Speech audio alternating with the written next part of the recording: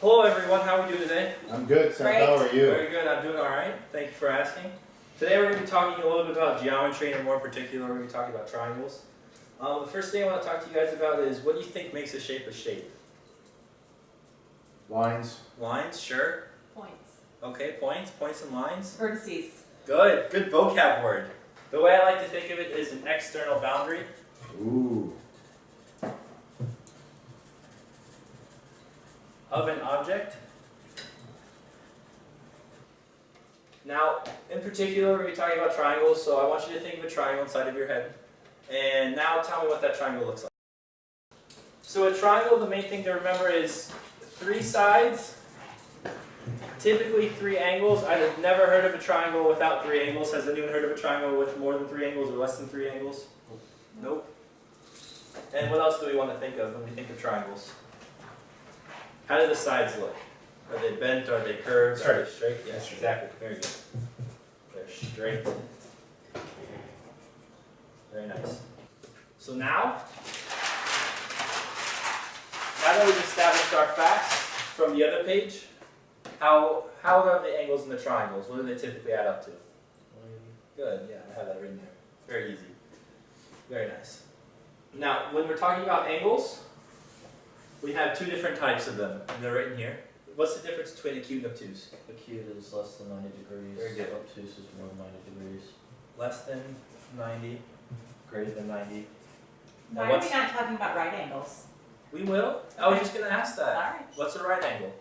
90 degrees. Very good.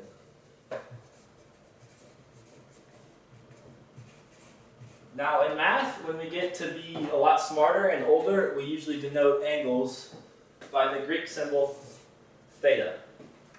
Now we don't need to go into discuss about what this symbol means. It's just a placeholder for things, okay? Make sense? Yes. Very good. Now, I'd like to focus on 6 really commonly used triangles. The first one is going to be an isosceles triangle. Does anybody know what an isosceles triangle is? Yes, Drew. I think it's obtuse angles. What'd you say? It's obtuse angles. We can't have more than one obtuse angle in a triangle. Do you know why that is? Because it would be It's very important why you brought that up. What'd you say? Greater than 180. Exactly, very good. So what would the isosceles triangle be then? Very good. 2 angles within the triangle that are the same.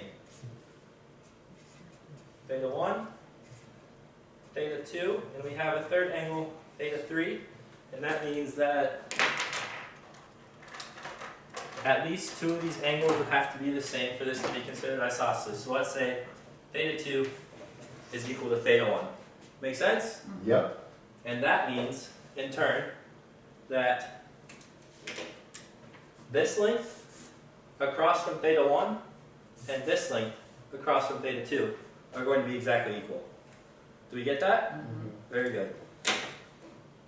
Now what is going to be the differentiator between an isosceles and an equilateral? We've already said it. What is it? Equilateral has all equal angles.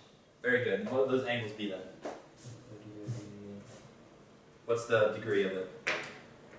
Yes. 60. Very good. For all 3 Because of they them? have to add up to 180. Very good.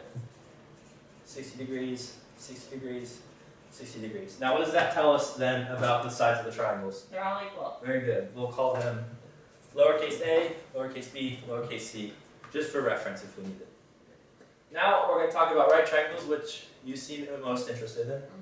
First of all, what does a right triangle look like? Two vertical straight line, lines and then. horizontal line. Yeah. Okay, so Vertical line, horizontal 2 straight line. lines and a vertical line. No. Okay, we want to make a hypotenuse, right? This is what we call a hypotenuse. It's across from the 90 degrees. Okay, that's important. We'll call that little h for hypotenuse.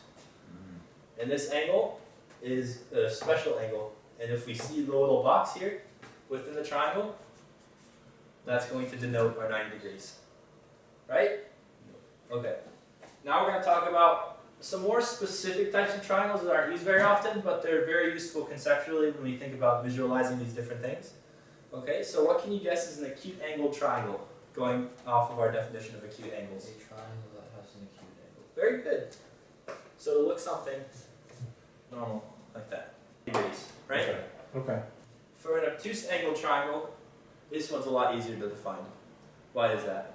Because you only have one angle that's greater than Why is 90 that? degrees. Correct? Because You it'll, can't have two, unless it'll be greater than. Yeah, it won't be a triangle, right?